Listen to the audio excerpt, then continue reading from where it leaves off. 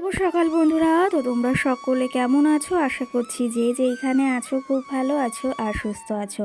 আজ নতুন আরও একটি ভিডিও তোমাদের সকলকে জানাই অনেক অনেক ভালোবাসা।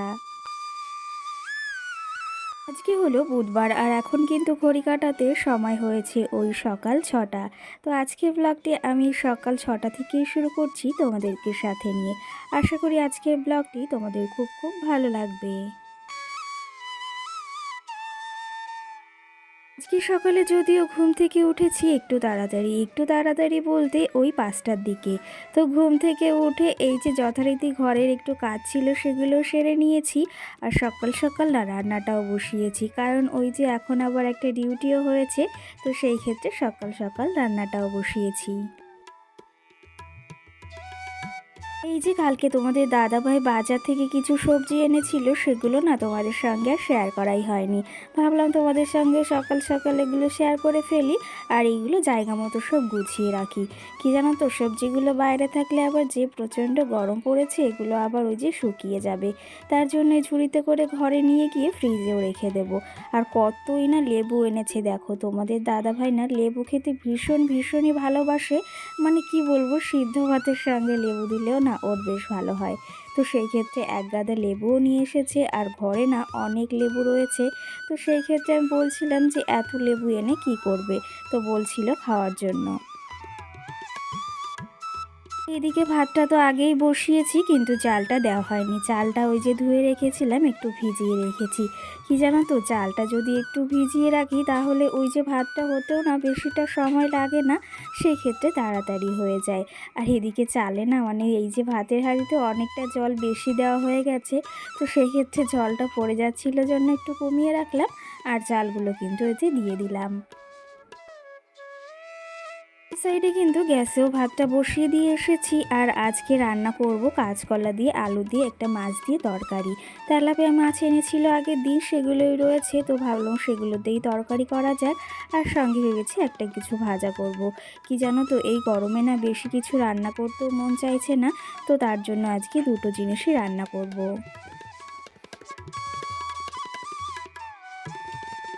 এই যে সমস্তটাই কিন্তু গুছিয়ে নিয়েছি। এদিকে পটল ভাজা করব, সঙ্গে কাঁচকলা আলু দিয়ে একটা তরকারি মাছ দিয়ে। তো এই যে সমস্ত কিছু কিন্তু গুছিয়ে নিয়েছি।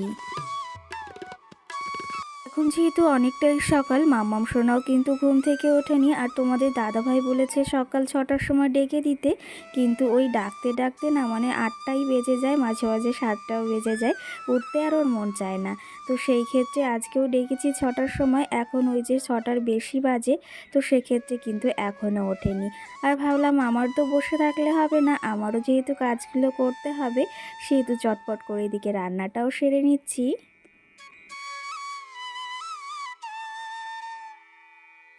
কি জানো তো, এই গরমের দিনে না সকাল সকাল রান্না করাটা বেশ একটা ভালো মানে জিনিস।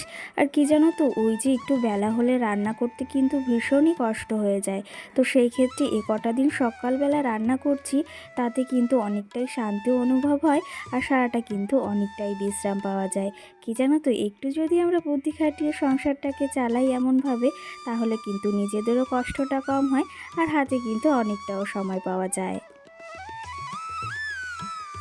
এদিকে রান্নাঘর থেকে চলে এসেছি আবার ঘরে। এখন এই যে কিছু জামা কাপড় এলোমেলো হয়েছিল, সেগুলোকে একটু গুছিয়ে নেব আর ঘরটাকেও একটু গুছিয়ে নেব। কি জানো তো, এই যে তোমাদের দাদা ভাইয়ের জামা কাপড়গুলো একটু এলোমেলো হয়েই থাকে, কারণ দু ভাইয়ের জামা কাপড় এক জায়গায় থাকে, তো সেহেতু নিলে একটু এলোমেলো হয়েই থাকে।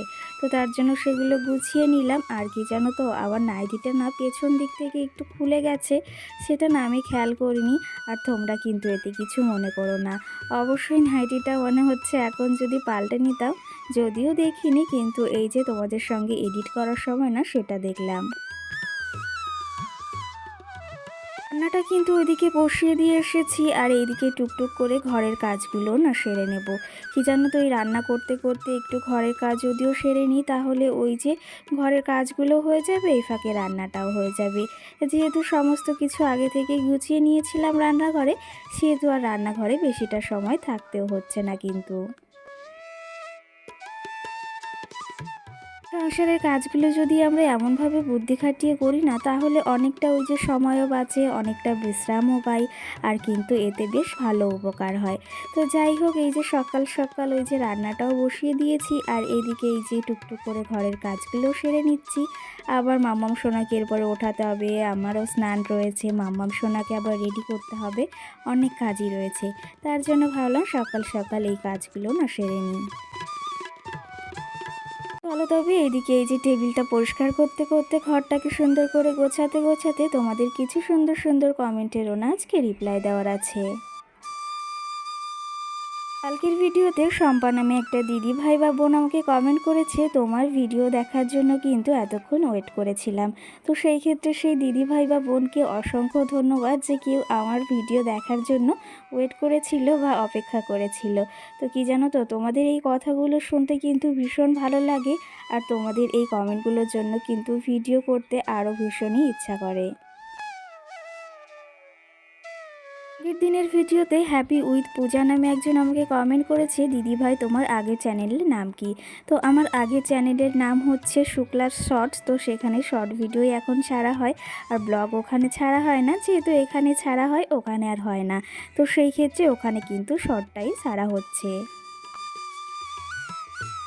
কি জানো তো, ওই চ্যানেলটা আমার যেহেতু অনেকটাই পুরনো, সেই ক্ষেত্রে না ওখানে অনেকটা ওই যে আগেও বলেছি সাবস্ক্রাইবার রয়েছে, সেই ক্ষেত্রে না চ্যানেলটা আমি একটুও ছাড়তে পারছি না। মাঝে মাঝে একটু গ্যাপ হয়, কিন্তু ওই যে ভিডিও দেওয়ার চেষ্টা করি, আর এখন থেকে রোজই ওখানে শর্ট ছাড়ার চেষ্টা করব। আর আশা করি তোমরাই পাশে থাকবে, আর তোমাদের ভালোবাসা ছাড়া কিন্তু কিছুই সম্ভব নয়। সেদিনের ভিডিওতে একটা বোন বা দিদিভাইকে কমেন্টের রিপ্লাই দিয়েছিলাম, আর সেই ক্ষেত্রে সেখান থেকে রিপ্লাই এসেছে বা কমেন্ট এসেছে যে আপু তুমি আমার নামটা নিয়েছো আর আমার কমেন্টের রিপ্লাই দিয়েছো, এতে কিন্তু ভীষণ খুশি হয়েছি, আর তোমার ব্লগগুলো খুব খুব সুন্দর লাগে। তো সেই ক্ষেত্রে অসংখ্য ধন্যবাদ। কি জানো তো, তোমাদের আমি প্রত্যেকেরই নাম নেওয়ার চেষ্টা করি বা কমেন্টগুলো পড়ার চেষ্টা করি। তো সেই ক্ষেত্রে একটা ভিডিওর মাধ্যমে তো সম্ভব নয় প্রতিটা কমেন্ট পড়ার, কিন্তু আমি চেষ্টা করি যেটা সামনে আসে সেটা কিন্তু রিপ্লাই দেওয়ার। যাই হোক, এদিকে তোমাদের কত কমেন্টে রিপ্লাই দিতে দিতে এদিকে আমার রান্নাটাও কিন্তু হয়ে গেছে। ওইদিকে পটল ভাজা, আর এই যে সঙ্গে করেছি কিন্তু কলা দিয়ে আলু দিয়ে তরকারি আর মাছ সঙ্গে। রান্না বাড়া সেরে এই যে চলে এসেছি আবার ঘর মুছতে, কারণ এই কাজগুলো করে আবার স্নানটাও সারতে হবে। একবারে না আজকে এই যে এখনই ঘরটাকে মুছছি। কি জানো তো, সকালে যেহেতু রান্নাটা করেছি সেহেতু ভাবলাম একবারে এই যে রান্নাটা করে একবারে এই যে ঘরটাকে মুছে নেব।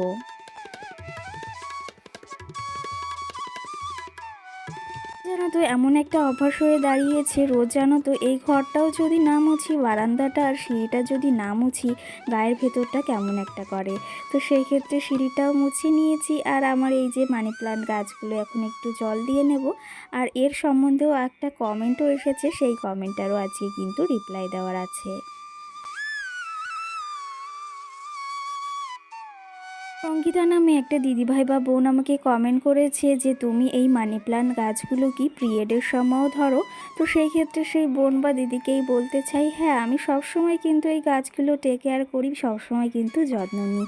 এটা আমি যদিও জানি না যে মানি প্লান্ট গাছগুলো পিরিয়ডের সময় ধরা যায় না কিংবা ধরা উচিত নয়। তো সেক্ষেত্রে আমি সবাইকেই দেখেছি, আর আমিও কিন্তু পিরিয়ডের সময় গাছগুলো যত্ন নিয়ে থাকি, আর এতে কিন্তু গাছগুলো নষ্টও হয় না, আর দেখো গাছগুলো কিন্তু এমনিতেই খুব সুন্দর হয়ে রয়েছে।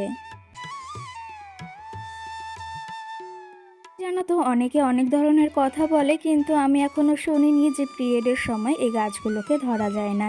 তো সেই ক্ষেত্রে আমি যেটা জানি তোমাকে কিন্তু সেটাই বললাম, আর তুমি যদি চাও তাহলে কিন্তু গাছগুলোকে ধরতেই পারো। যাই হোক, এইদিকে সকালের সমস্ত কাজবাজও সেরে নিয়েছি, আর এখন এই যে আমার ফুল গাছগুলোতে একটু জল দিয়ে নেব। কি জানো তো, সকাল সকাল ফুল গাছগুলোতে জল দিয়ে দিলে না মনে হয় ওদের জীবনটাও ফিরে পেয়েছে। সেই ক্ষেত্রে আমরাও যেমন ওই যে জল ছাড়া বাঁচি না, ওদেরও কিন্তু সেমনই অবস্থা। তো সেই ক্ষেত্রে সকাল সকাল জল দিয়ে নিলাম একটু এই যে গাছগুলোতে কিন্তু।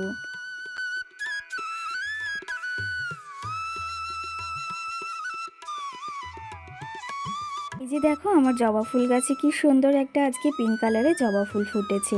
সত্যি কথা বলতে কালারটা কিন্তু অসাধারণ, আর ফুটেছেও দেখো, দেখতে বেশ সুন্দর লাগছে। এই যে আমার রান্নাঘরেরও কাজবাজ হয়ে গেছে, রান্নাঘরটাও কিন্তু একদম সুন্দর করে গুছিয়ে নিয়েছি। কি জানো তো, রান্নার পরে যদি রান্নাঘরটা পরিষ্কার করে না রাখি তাহলে তো ভালো লাগেই না, উল্টে আরও একদম বিচ্ছিরি দেখা যায়। আর এখন সমস্ত কাজ সেরে বেরিয়ে পড়েছি এই যে স্কুলে এসে দেখো মাম্মাম সোনা একটু খেলাও করছে ওর বন্ধুদের সঙ্গে।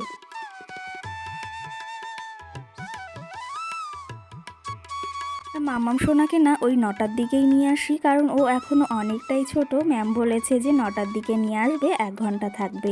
আর না হলে ও না ওই বেশি সময় থাকলে একটু অধৈর্য হয়ে পড়বে। এখন থেকে অভ্যাসটা করালে তাহলে কিন্তু বেশ ভালোই হবে। তো যাই হোক, এই যে স্কুল থেকে বাড়ি নিয়ে যাচ্ছি, আর আমার মামাম সোনা কিন্তু স্কুলে যেতে ভীষণই ভালোবাসে। তোমরা ওকে আশীর্বাদ করো ও যেন মানুষের মতো মানুষ হতে পারে।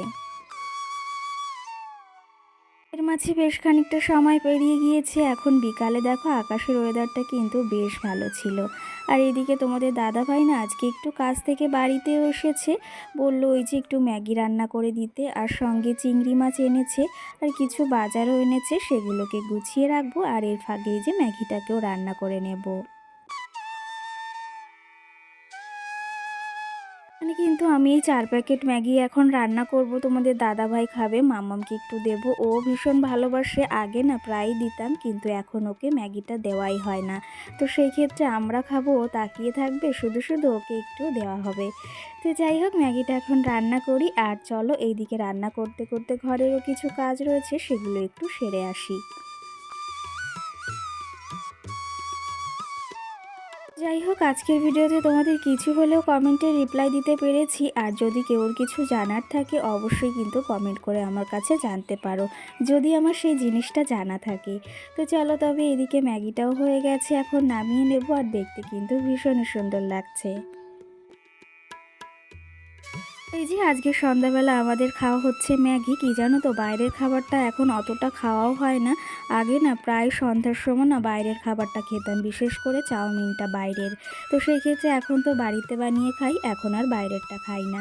তো যাই হোক, আজকের ব্লগটি এই অবধি, আবার দেখা হবে সুন্দর একটি ভিডিওয়ে।